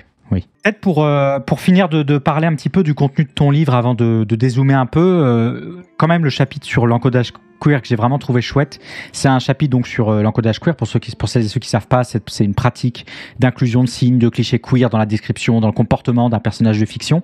Et j'aimerais bien que tu parles un petit peu, alors c'est une question un peu difficile, mais j'aimerais bien que tu parles de la complexité de cette situation paradoxale où on se rencontre en même temps stigmatisation et appropriation de ces figures de méchants par des groupes marginalisés, quoi. Le grand paradoxe de ça, c'est que en fait mais c'est ça qui est intéressant aussi, c'est que c'est des tensions et c'est des contradictions. C'est-à-dire que les méchants vont se retrouver avec, enfin souvent, c'est une tendance avec un encodage queer, c'est-à-dire avoir des attributs qu'on attribue. Alors queer, c'est un terme très très vague volontairement aussi, mais ça peut être ils correspondent pas aux normes de genre de ce moment-là de l'époque. Ils sont considérés comme ayant en tout cas une sexualité ou des goûts un petit peu déviants, ce genre de choses. Voilà, le très très connu, c'est les méchants Disney classiques qui sont souvent qu'on voit souvent comme très encodés queer. Et en fait, alors d'une certaine façon, c'est une stigmatisation de fait. C'est-à-dire qu'en fait, c'est lié au fait que ces caractéristiques-là sont associées à des choses qui sont pas considérées comme pas bonnes par la société, donc sont attribuées aux méchants. Mais d'un côté, ça fait que le méchant, ou en tout cas les personnages qui sont encodés queer, deviennent le seul espace d'expression pour certaines communautés. Et parce que en fait, le héros ne peut pas être comme ça. Donc c'est le méchant qui peut. Et là, t'as une forme de réappropriation. Un exemple qui est connu, c'est notamment Ursula de la Petite Sirène, qui est un personnage qui est extrêmement codé queer et qui en plus, là pour le coup, c'est assez explicite puisque elle est inspirée de Divine, drag queen très très très qui faisait du cinéma, très très très populaire. Donc c'est vraiment c'est assez explicite là-dessus. Son show, sa grande chanson Maléfique est un show drag avec les boas où c'est des murènes et tout. Les compositeurs qui ont justement créé ces numéros sont des gens qui étaient à fond dans la communauté, notamment new-yorkaise, de la communauté gay new-yorkaise, notamment un peu underground et artistique et tout. Donc en fait, quand ils composent une chanson comme un show drag, c'est des gens qui aiment ça et qui défendent cette culture-là. Et du coup, en fait, il y a les deux. C'est-à-dire qu'en fait, t'as des auteurs qui investissent ces personnages-là parce que c'est le seul espace. Et d'un autre côté, c'est stigmatisant, puisqu'en fait, c'est toujours dans le rôle des méchants. Et ça coexiste, y compris jusque dans le même personnage. Mais ça, c'est permis par le fait que là, on parle de cultures qui sont en fait des cultures industrielles. Et donc, il y a énormément d'enjeux dedans différents, il y a énormément de gens impliqués aussi, il y a énormément de décisionnaires impliqués, et du coup, elle est souvent très contradictoire, très pétrie de contradictions, comme le sont toutes les industries, comme tout le capitalisme là-dessus. Ce que t'aurais beaucoup moins avec, ça peut exister, mais si t'as un auteur qui écrit un roman, t'auras moins de contradictions, t'en auras, mais qui du coup vont être des contradictions internes de la personne et moins des contradictions économiques et structurelles que de ce type d'industrie. Et ça, je trouve ça vraiment super intéressant, quoi. L'autre exemple étant le fait que justement quand il y avait le code Hays, en fait c'était juste tabou en fait de parler par exemple d'homosexualité. C'était même pas tabou, c'est illégal. C'est vraiment genre illégal. Et genre l'homosexualité est illégale à ce moment-là dans beaucoup d'États. Des États-Unis, c'est-à-dire que voilà. Et je leur dis encore une fois, parce que je le dis partout, mais les gens qui disent maintenant pourquoi ils mettent vachement plus de personnages gays, plus de trucs comme ça maintenant, qu'est-ce qu'ils ont avec ça, posez-vous la question de pourquoi ils étaient pas gays avant, parce qu'en fait c'était juste illégal. Genre, tu n'avais pas le droit. Il y avait des codes qui, même une fois sont tombés, ont créé des décennies de tropes et d'archétypes, et qu'on est juste en train de commencer, alors évidemment pour des raisons commerciales et parce que pour plaire au public et de manière très très artificielle et tout, mais en fait c'est un phénomène de rattrapage en fait aussi. Et voilà, et par exemple il y a beaucoup d'artistes à Hollywood qui étaient un lieu où en fait tant que tu le disais pas trop publiquement, tu pouvais être accueilli et on n'avait pas de problème avec ta sexualité ou des choses comme ça. C'est le sujet du film Roger Rabbit d'ailleurs. Ça parle de ça, hein, les toons, ça parle entre autres de ça, les toons à Hollywood. Et ben en fait, comme tu peux pas en parler directement, et tu vas avoir plein d'auteurs qui vont investir, notamment le champ du cinéma horrifique, qui est un cinéma qui est un peu plus libre, parce que tu peux justement montrer des choses un petit peu plus noires, des monstres et des choses comme ça. Et évidemment, tu l'investis d'une manière qui devient allégorique, qui est que par exemple, tu prends la créature de Frankenstein et tu vas dire ben évidemment, quand tu vas dire c'est quoi le sujet de Frankenstein, de la créature de Frankenstein, c'est une créature qui est rejetée, qui est pourchassée, et alors qu'elle veut juste être acceptée et aimée.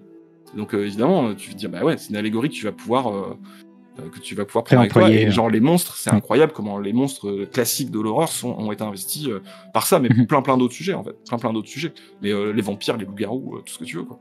Et les freaks, voilà, ce genre de choses. Et dans les X-Men, t'as de ça. Même si ils sont très rarement difformes ou monstrueux d'apparence, c'est un peu plus rare chez les X-Men parce que c'est quand même des super-héros. Évidemment, c'est investi par ça, c'est investi par ces sujets-là à fond parce que c'est complètement le sujet. Et les X-Men sont traités de freaks, sont traités voilà tu retrouves exactement ce truc-là. T'as de côté tout l'héritage de tout l'imaginaire de la chasse aux sorcières. En fait aussi, tu vois, la sorcière comment c'est investi surtout maintenant par les mouvements féministes et comment le stigmate a été complètement retourné. En fait, que d'une figure de méchante qu'est la sorcière, c'est devenu maintenant ils ont quasiment fini la boucle. C'est-à-dire que maintenant c'est un personnage ultra cool, ultra revendiqué et c'est trop bien.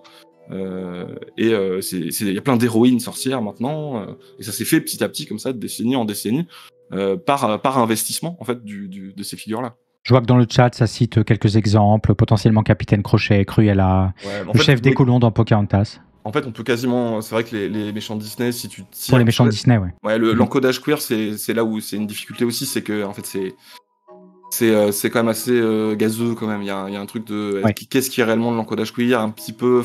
c'est un curseur, quoi. Faut pas le prendre pour... c'est un truc binaire. C'est encodé queer ou pas, quoi. Parce que tu peux avoir des personnages dont on va te dire qu'ils sont hétérosexuels, type, je sais pas, Cruella, qui est censé avoir... si Cruella, censé avoir un mari. Bah oui, mais enfin d'accord, mais donc explicitement elle est pas, elle est mariée à un homme et tout, mais en fait elle renvoie quand même à pas mal d'images qui ont été reprises après vraiment de la vieille fille dont on voit jamais un homme à ses côtés ou des trucs comme ça, et ça reprend un imaginaire en fait qui est comme ça. Si tu creuses un petit peu ces codes là, et si tu pousses le bouchon un petit peu, tu l'as sur quasiment tous les méchants Disney classiques quoi, y compris même des trucs un peu paradoxaux genre Gaston. Qui est Gaston, qui est une parodie de héros viril, qui du coup est le méchant, qui a un retournement du coup parce que c'est le méchant, et qui est parodié parce que justement il est, voilà, c'est le gros mec viril et tout, et en fait évidemment il y a un truc un peu homo-érotique là-dedans, notamment avec le rapport qu'ont ces sbires, et notamment le fou avec ça, ce qu'ils ont explicité, ce qui est très dommage dans le très très mauvais remake qu'ils ont fait. Mais pour des trucs meilleurs, tu prends pour les gens qui connaissent Todd Recall, je sais pas si tu connais Todd Recall, qui était non.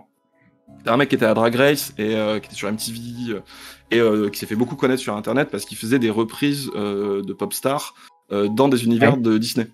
Et il a fait par exemple Britney and the Beast, que je conseille, qui est La Belle et la Bête avec que des chansons de Britney Spears.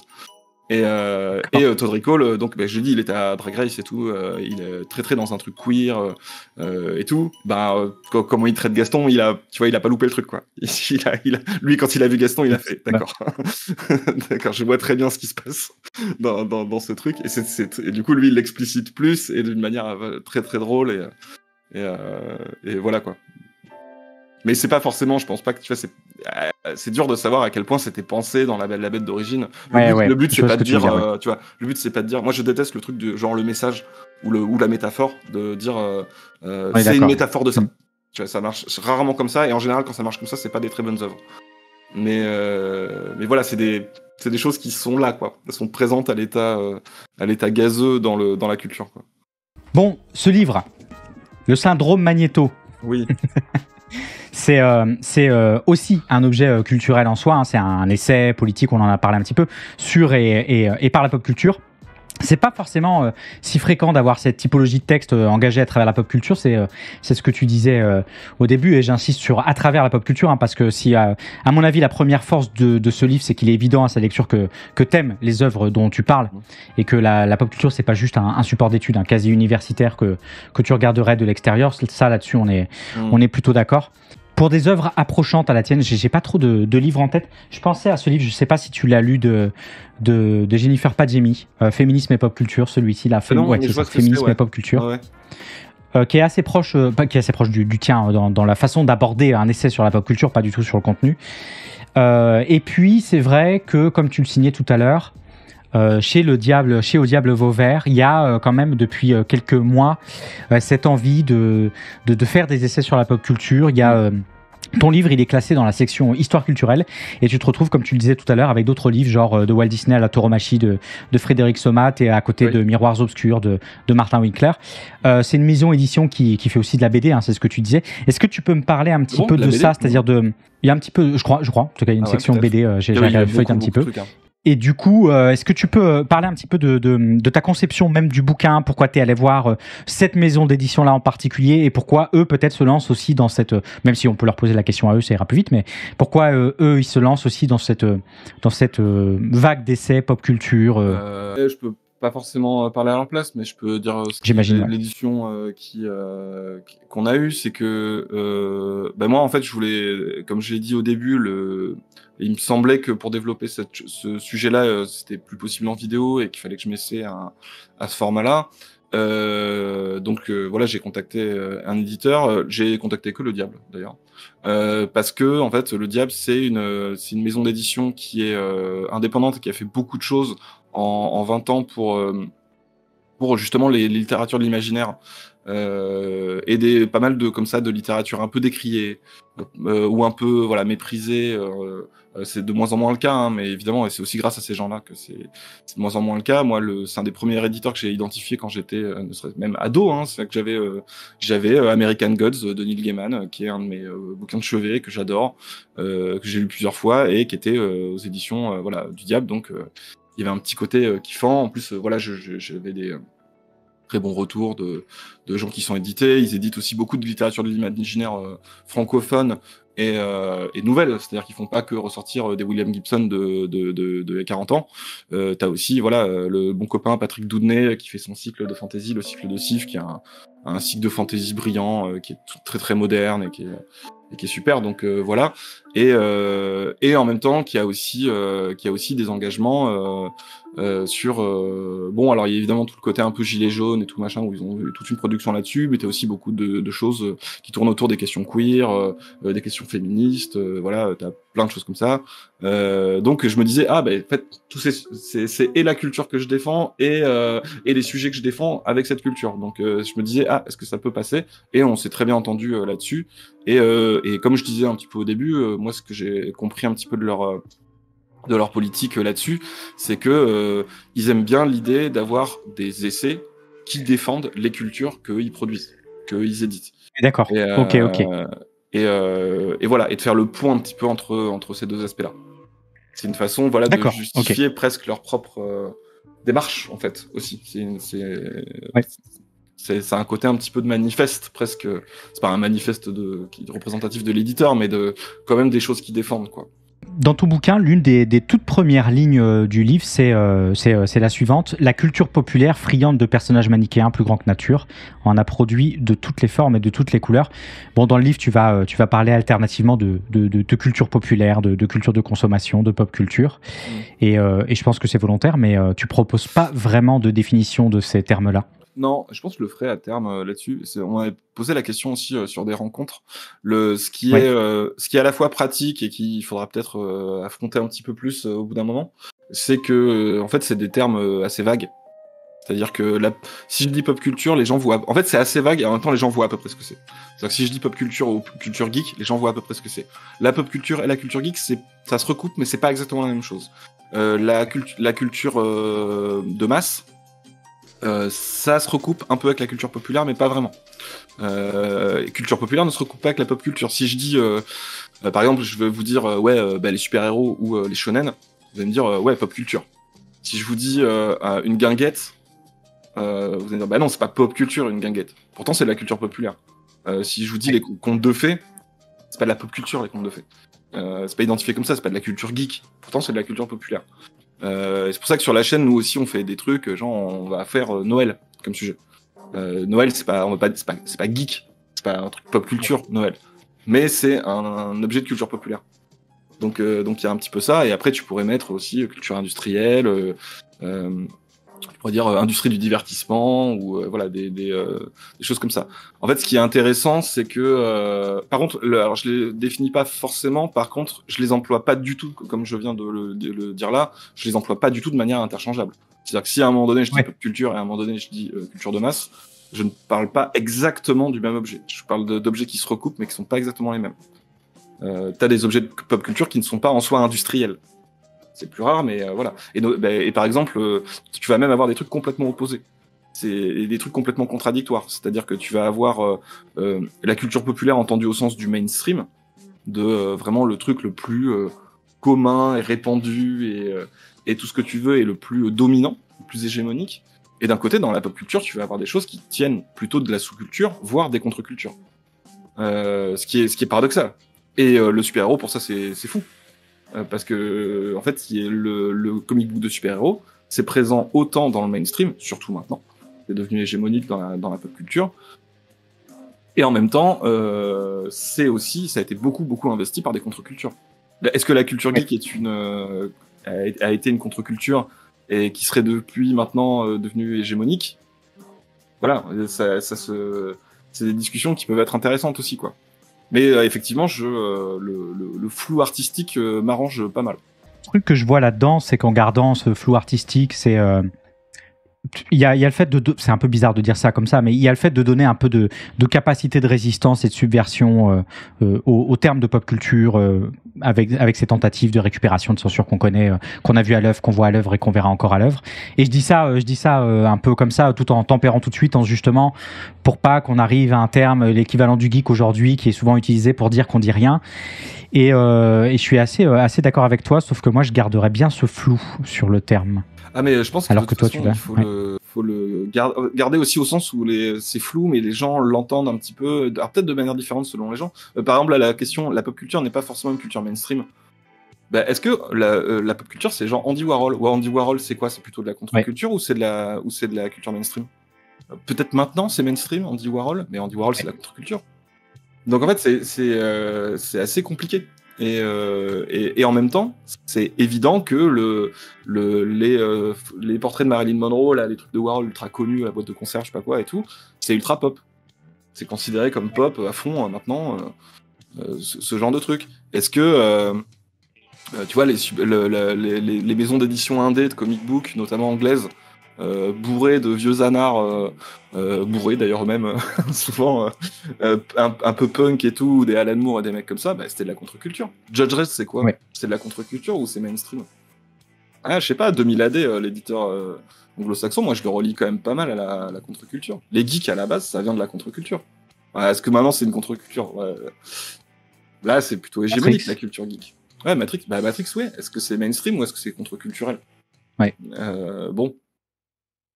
Voilà, en fait, c'est des questions compliquées. En fait, ça peut être pop culture et être contre-culturel, et ça peut même être pop culture tout en étant un peu contre-culturel et en fait un peu mainstream. Il faut quand même que je cite ton passage qui est un passage qui m'a marqué. J'aurais bien aimé pouvoir le dire aussi bien, qui est vraiment bien foutu. Non. Page 322, donc c'est la fin. Je spoil. Je te cite.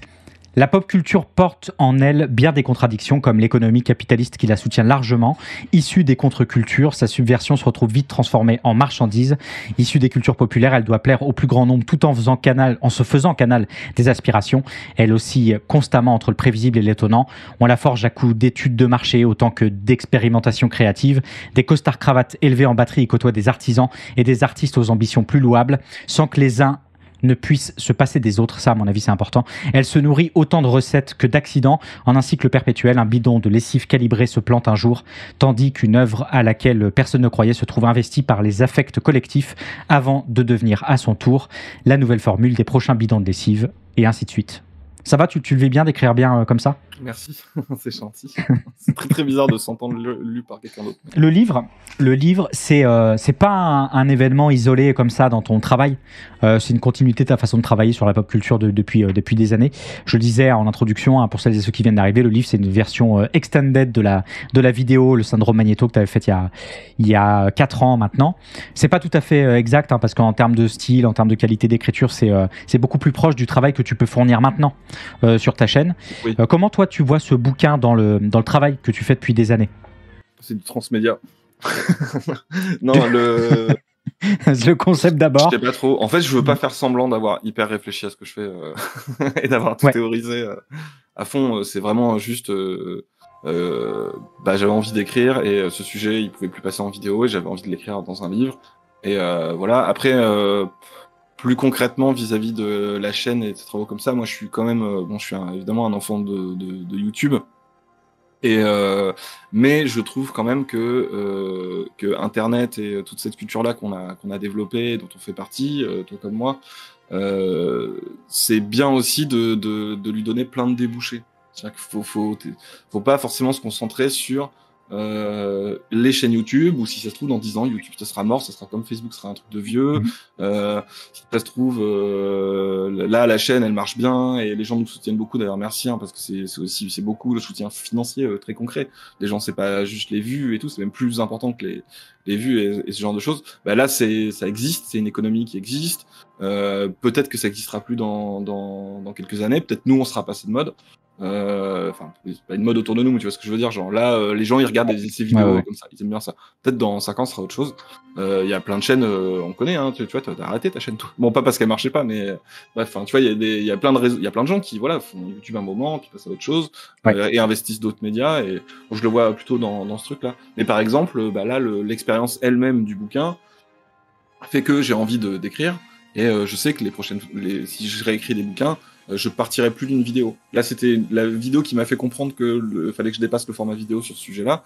Maintenant, dans un coin de ma tête, j'aurai le réflexe de me dire que certains sujets, peut-être, en fait, ça sera pas un sujet de vidéo. Ça, c'est fait pour un bouquin ou autre chose, une conférence gesticulée ou un format, ou comme il y a des sujets, en fait, c'est plus adapté à notre format sur Luma que à la chaîne, et des choses comme ça, quoi.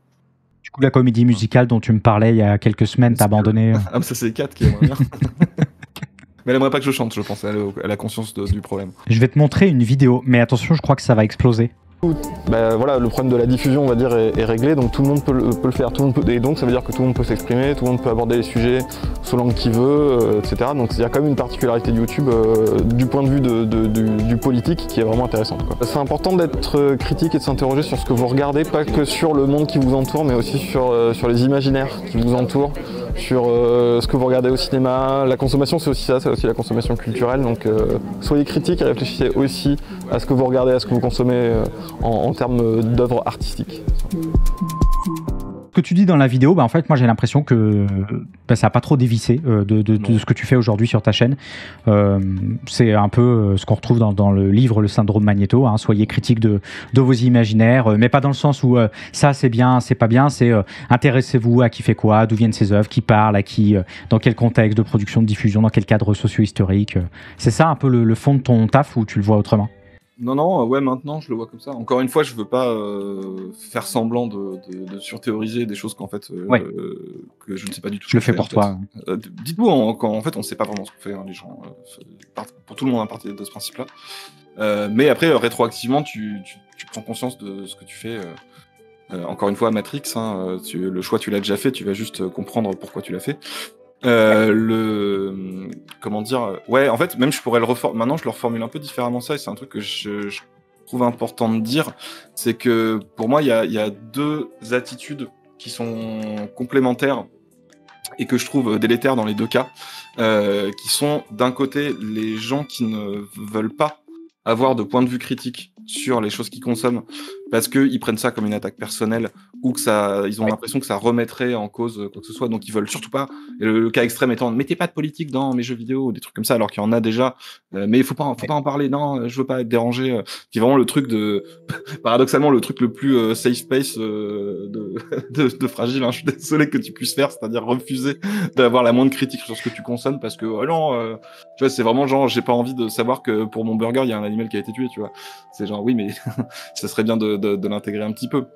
Donc bon voilà, il y a ça, et il y a une attitude qui est liée à ça et qui est presque inverse, mais qui pour moi découle du même problème, qui est de refuser de refuser des cultures qu'on aime ou qui nous touchent, refuser nos propres affects parce que c'est pas parfaitement aligné avec ce qu'on aimerait penser de nous-mêmes. Je trouve ça très très dommage. Et moi je pense je veux dire, vous avez le droit de critiquer les trucs que vous aimez et d'avoir du recul dessus et de les aimer quand même.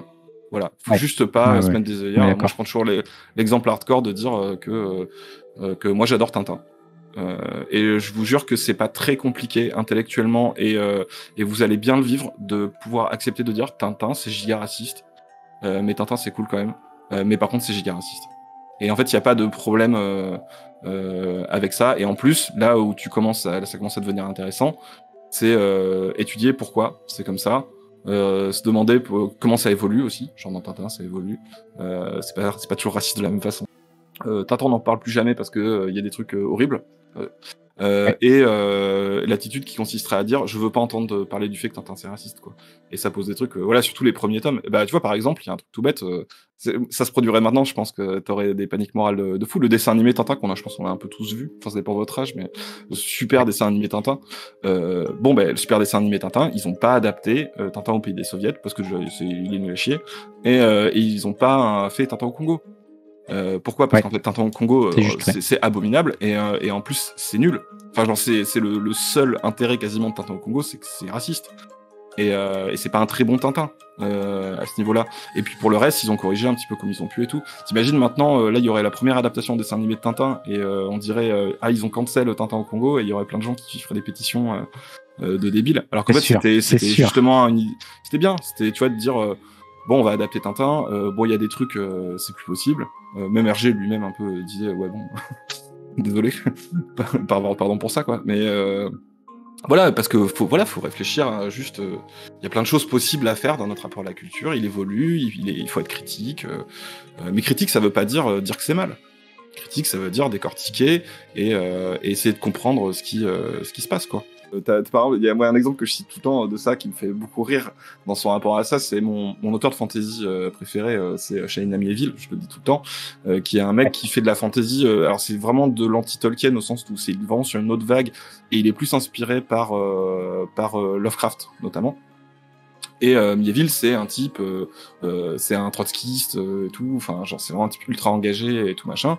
Il adore Lovecraft. Lovecraft, bon, on sait à quel point beaucoup des œuvres de Lovecraft sont absolument abominables, même s'il s'est rattrapé sur la fin de sa vie et tout. Faut sauver ce pauvre HP. Mais il y a une interview de Mieville où on lui dit c'est quoi le meilleur truc de Lovecraft, et il cite, j'ai plus le nom de la nouvelle, mais c'est une nouvelle sur où il décrit son séjour à New York, qui parle de son séjour à New York, où il a été vraiment effrayé par ce truc-là, et il décrit les rues et tout, et puis vraiment les pauvres, et c'est terrible, la ville et tout, puis surtout il y a des noirs, quoi, c'est terrible. Et en fait Lovecraft, c'est un type qui est effrayé par tout ce qui est pas comme lui. C'est un type qui vit dans sa chambre, dans sa petite ville à Providence, et tout machin, et il a peur de tout. Et ce qui donne une littérature de la terreur qui est incroyable. Et l'argument de Mieville, c'est de dire cette nouvelle, elle est abominable, c'est une des pires. C'est vraiment une des pires, notamment parce qu'elle est moins fantastique, et du coup tu vois encore plus l'aspect concret en fait de sa façon de penser à ce moment-là. Et il dit en même temps, sa façon de décrire sa propre terreur est géniale pour tout écrivain. Et du coup, là, c'est typiquement un exemple aussi de. En fait, le but, c'est pas de dire Lovecraft, c'est bien malgré le fait que c'est raciste. Genre, comme si c'était deux choses déconnectées, c'est que c'est aussi lié, ces deux trucs. C'est qu'en fait, sa terreur de l'autre nourrit, en fait, ce truc, sa façon de décrire la terreur. Donc, en fait, faut le prendre comme ce que c'est. Et évidemment, ça veut pas dire. Essayer d'être raciste et flipper comme Lovecraft pour faire de ces bons trucs, c'est inspirez-vous de ça et gardez le meilleur en fait. Je sais qu'on a déjà parlé et que justement t'aimes pas trop sur théoriser ton travail, mais alors est-ce qu'on est d'accord? Est-ce que tu es d'accord que je te ferai pas affront à la chaîne Bolche Geek de dire que c'est l'héritage composite un peu du BreadTube américain, ce mouvement informel de créateurs de contenu en ligne qui ont produit des vidéos, souvent des essais avec des points de vue de gauche, mais aussi l'héritage d'une certaine façon de parler de la pop culture qu'on pouvait retrouver un peu dans OP Frisson, dans Mad Movies aussi, et puis dans les grosses LAN geekos des années 90 où on était 40 dans une même pièce. Comment tu te positionnes là-dessus, et est-ce que tu envisages que ta chaîne elle puisse servir de passation à d'autres chaînes qui vont se construire après et se servir de la tienne comme d'un héritage continu? Ah ben j'aimerais bien. Ah oui, bien sûr. Mais oui, mais même j'aime. Enfin, moi j'attends plus que ça. Il y a des choses comme qui se font de plus en plus. Je trouve qu'on est plutôt dans une phase où il y a de plus en plus de gens qui font de l'essai, de gens qui font du vidéo essai et qui parlent y compris de pop culture là-dessus. Moi évidemment je suis très influencé par la sphère anglo-saxonne là-dessus, parce qu'ils juste tout simplement parce qu'il y a plus de contenu et que c'est plus mûr. Ils ont plus et même si en fait c'est venu après la chaîne, c'est-à-dire que c'est en voyant ces trucs-là que je me suis dit mais c'est ça qu'on fait. C'est ça qu'on fait, c'est ça qu'on veut faire. Donc voilà, et après si c'est le cycle de la vie quoi. si ça continue, mais il y a pas mal de trucs qui se font et je suis content, je suis vraiment très très content de voir ça, même sans que ce soit inspiré par nous, notre travail, même si c'est inspiré par les mêmes choses, ou que ça s'inscrit dans le truc, et que ça dépasse aussi. Je sais pas, genre moi les vidéos de arcade, je trouve que c'est super bien en vidéo, en vidéo essai. Toi, je t'avais dit que maintenant ça date, mais ta vidéo sur la désobéissance, c'était un proto, c'est même pas un proto, mais c'est proto au sens où c'était complètement un vidéo essai BreadTube Core avant l'heure quoi. Donc voilà, il y a plein de choses. Moi évidemment je suis pour que ça se développe à fond, et surtout même d'un point de vue du paysage médiatique, en fait, plus il y a de contenus qui sont critiques et qui sont intelligents, et tout en étant divertissant et passionnant et touchant et tout ça, plus je trouve que le paysage ça s'assaignit. C'est pour ça que nous on avait fait la vidéo un peu sur le YouTube Ciné en disant en fait que les formats ils se dépassent aussi à un moment, et que non, j'ai pas spécialement envie d'un paysage de critique culturelle qui soit uniquement je réagis à une bande-annonce en disant que c'est trop woke. Voilà, bon, faut que ça existe, voilà, faites ce que vous voulez, mais s'il pouvait ne pas y avoir que ça, j'avoue que ça m'arrange, ne serait-ce qu'en tant que consommateur de vidéos quoi. Parce qu'aujourd'hui, tu as quand même une constellation sur YouTube, sur Twitch, Oui. une petite constellation émergente de chaînes, sans parler de chaînes purement de gauche, mais une chaîne de pop culture. Alors, pour le coup, plutôt de gauche, mais sur la pop culture, critique, je pense à Cinéma et Politique, je pense à Arcade, justement. Je pense à Vidéodrome un peu. Ta chaîne, et ta chaîne, elle est quand même, c'est une des plus importantes en visibilité. Moi, quand j'ai monté le projet Software, c'est compliqué de ne pas lorgner aussi du côté de ta chaîne en termes d'inspiration, en se disant, bah oui, il est là, il prend la moitié de la place. C'est compliqué de pas voir Bolshevik dans le couloir, quoi. Donc, je sais qu'on minimise un petit peu. Que c'est une histoire de place. Est-ce qu'on est dans un espace confiné, tu vois, je suis pas sûr. Ouais, les vidéos de Pacôme, bien sûr. Mais Pacôme, c'est un essayiste à la base. Et tu vois, en plus, tu dis, la Vidéodrome et Cinéma Politique, bien sûr, c'est de la balle. Et elles sont sur des sujets qui sont moins pop, même si des fois, ça lorgne un peu quand même du côté pop. Enfin, il y a des jonctions quand même, genre quand Cinéma Politique, elle fait Dirty Harry, ça touche un truc. Mais elles sont sur un cinéma qui est peut-être plus justement qui est peut-être moins pop et plus exigeant et tout comme ça, et il y a une culture aussi de justement avoir cette approche du cinéma sur ces cinémas-là. J'aimerais aussi plus le voir sur d'autres cultures, et y compris pas forcément précisément la pop culture, pour ce que ça veut dire. Ace, avec qui on bosse, Ace Modé, lui il est plus sur une culture années 90 2000, on va dire, un peu Jackass, American Pie et tout machin, et son approche elle défonce, et moi j'ai envie de le voir sur plein de trucs, y compris des trucs que je connais pas, parce que sur les trucs que je connais, tu vois, à la limite ouais, c'est cool, mais moi j'ai envie de m'ouvrir aussi l'esprit, et que les gens fassent ça avec des cultures que je connais pas. Moi, je te dis ça parce que souvent, tu as tendance un peu à minimiser l'importance ou l'influence, en tout cas, que peut avoir la chaîne Bolshevik sur d'autres créateurs et créatrices. Ah, mais peut-être, je sais pas. Mais en plus, c'est pas du tout par fausse modestie ou peur de, je sais pas, d'une responsabilité quelconque. C'est juste que je sais pas, en fait, la plupart du temps, qui est inspiré par quoi. T'as cette citation dans ton bouquin je crois que tu parles de Final Fantasy VII.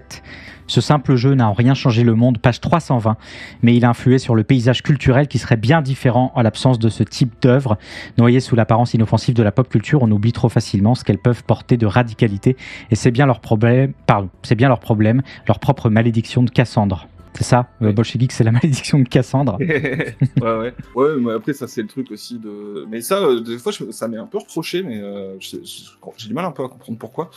Justement, c'est pris comme minimiser l'importance de le combat culturel, de faire des vidéos sur YouTube et tout. Ben, si, je suis désolé, moi, j'ai quand même tendance à. Mais ça, c'est un biais peut-être plus de mes années militantes, mais moi, je pense que c'est important de faire ça. Mais faut pas non plus surinvestir moi je crois quand même que le fait qu'on surinvestisse notamment, et la droite, comme la droite le fait énormément, parce que la guerre culturelle c'est vraiment le truc des conservateurs à la base, de surinvestir ça, et je trouve que aussi à gauche, chez des progressistes, ça se fait beaucoup. C'est aussi dû au fait que c'est des espaces, on investit les espaces qui nous restent politiquement. Et parce que en fait le reste a été explosé, en fait. Le reste, les communs ont été explosés, les organisations ont été explosées, les contre-pouvoirs ont été explosés, la contre-culture a été explosée. Et moi je serais très chaud pour que justement on réinvestisse ces trucs-là. Et alors peut-être que justement en disant ça et en produisant des contenus sur les cultures qu'on consomme, etc., ça peut ouvrir à réinvestir d'autres champs. Mais par contre, faut le dire qu'il faut réinvestir d'autres champs. Je veux pas faire le relou de dire arrêtez de militer que sur Twitter, mais parce que bon, c'est important aussi, mais un peu quand même. Enfin, ou en tout cas, je pense qu'il faut faire preuve d'un peu d'humilité sur ce qu'on fait sur Internet, et sur l'impact concret que ça a, et pourquoi on le fait aussi. Et des fois, c'est peut-être pour des mauvaises raisons qui sont pas forcément de notre sort. Hein. C'est pas nous qui avons spécialement détruit les syndicats ou détruit les contre-cultures, mais je pense que c'est un petit peu faut quand même le dire, quoi. Voilà, je sais que c'est un peu mal pris des fois, et peut-être que c'est pris pour de la fausse modestie ou quoi, mais moi en gros je peux pas reprocher aux gens de manquer d'humilité dans le travail qu'ils font, et pas moi-même essayer de faire preuve d'humilité, quoi. Écoute, ça me paraît pas mal. Qu'est-ce que tu en penses? Est-ce que tu as des choses à ajouter? Il y a une question de Nils from Badlands qui demande, dans Civil War, il y a un débat entre les héros où Luke Cage dit « ils veulent faire de nous des fonctionnaires ». J'aime beaucoup la question que ça soulève sur le statut du héros et du coup du méchant aussi, comme si le statut méchant-gentil dépendait de sa manière de se positionner par rapport aux institutions et au pouvoir politique. Ça, t'en parles un petit peu dans ton bouquin. Ouais, après dans le cas des super-héros, il y a un truc qui est, et ça c'est hyper américain aussi, c'est qu'il y a en fait il y a une défiance vis-à-vis des institutions parce qu'elles sont perçues comme potentiellement tyranniques et aussi défaillantes. Et en fait c'est intéressant parce que les super-héros de manière générale, en fait et beaucoup de héros de figures américaines, c'est des personnages qui sont en dehors de la loi, en fait, qui sont en dehors des institutions. Une fois que tu sors évidemment du polar où tu vas avoir un flic, où tu vas avoir un agent secret, où tu vas avoir un truc comme ça. Mais en fait la plupart des héros défendent quand même en réalité l'institution. Batman, c'est un supplétif de la police. S'il n'est pas dans la police, c'est parce qu'il trouve qu'elle n'est pas assez la police. Elle ne fait pas assez son travail, elle ne défend pas assez la loi. Et parce qu'elle est corrompue. Vous avez le cliché. En général, quand la police est méchante dans ces trucs-là, c'est pas parce qu'elle est la police. C'est pas une critique de l'institution en tant que telle, c'est une critique de sa corruption. Et la corruption de la police, ça veut dire, elle est entre les mains du crime. Donc en fait, il y a ce truc, et c'est un peu pareil, tu vois, Mission Impossible, c'est des agents secrets qui ont un peu tous les droits, et qui sont un peu para-légaux, parce que, en fait, il faut qu'ils fassent le travail que l'institution ne peut pas faire. Et ils remettent assez peu en cause. Après, évidemment, il y a beaucoup de contre-exemples à ça. Notamment Spider-Punk, il aime pas trop la police, par exemple. Mais en tant qu'institution.